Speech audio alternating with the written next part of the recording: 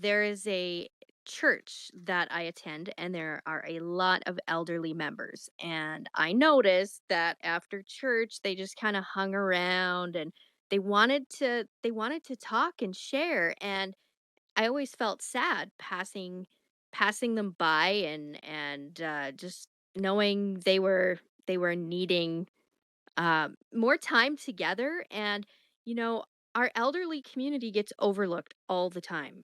And so I thought, well, this is something I can do. I can whip up a batch of homemade soup because that's kind of my thing, making soup. And I decided I would try it one Sunday for 1 month and we'd see how it goes.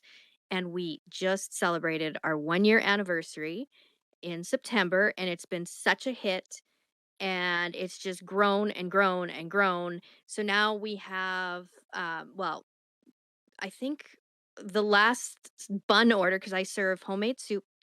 It's every soup Sunday. It has to be a homemade batch of soup and homemade buns.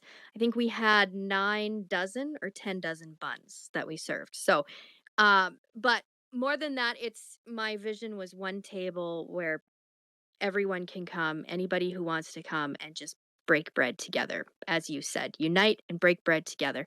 So that's what we do. It's just in one church right now, but my goal is to see it spread wherever it needs to go because it's a way to connect with your community and get to know your neighbors and friends and just grow from there. That's what it's all about, growing from there. So that's Soup Sunday in a nutshell. I love it. Thanks. Yeah, the my philosophy is food is the universal language is it's exactly that. Food again, it's as old as Adam and Eve. Um and uh and I love that you're doing it with your church. I love that you're doing it with the elderly.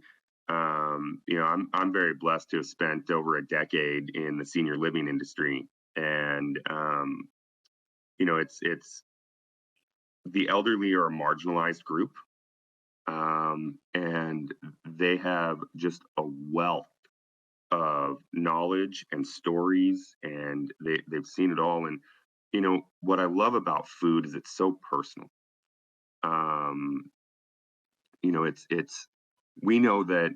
So I'm going to get a little technical here, but we know that the olfactory senses of the elderly can actually help with Alzheimer's and dementia patients.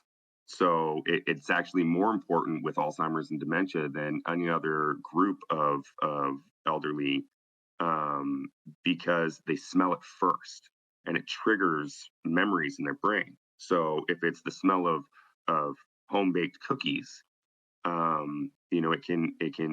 it can trigger memories of them being in their grandmother's kitchen when they were younger.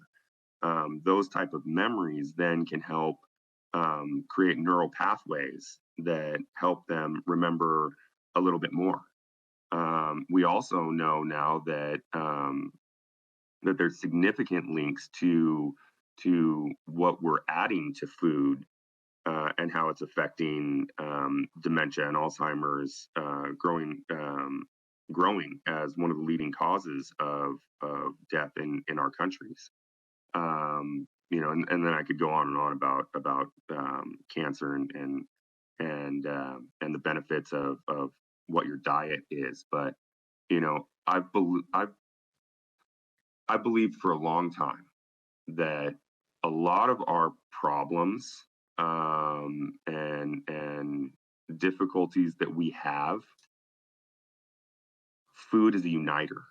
And if we're willing to sit down at the table with someone and break bread, and I love that you use that term, but if we're willing to sit down at the table with somebody and break bread, we could probably get past quite a few problems that we have.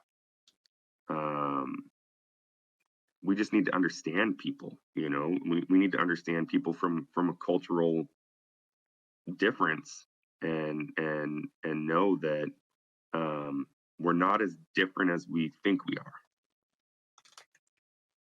That takes the politics right out of it.